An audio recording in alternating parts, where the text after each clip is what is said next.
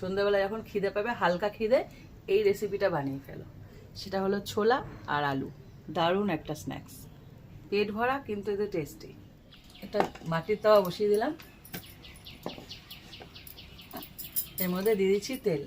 এটা দারুণ স্ন্যাক্স তৈরি করব সন্ধ্যাবেলার জন্য, দারুণ, শুধু খাও বা মুড়ি দিয়ে খাও, খুব ভালো লাগবে খেতে।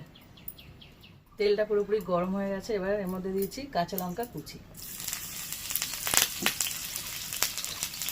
আর পেঁয়াজ কুচি।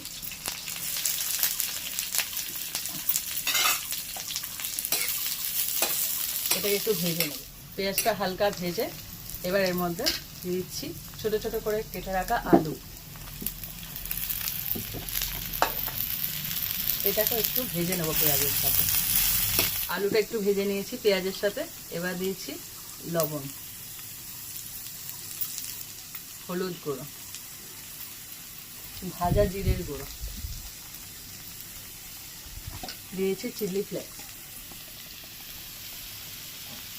গোটা জিরে।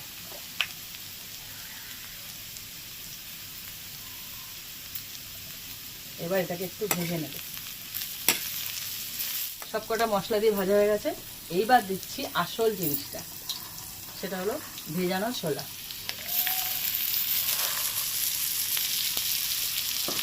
এইবার এইটাকে একসাথে ভেজে নেব। এই একটা খাবার যেটা টেস্টি প্লাস হেলদি, এইদিকে পেট ভরা।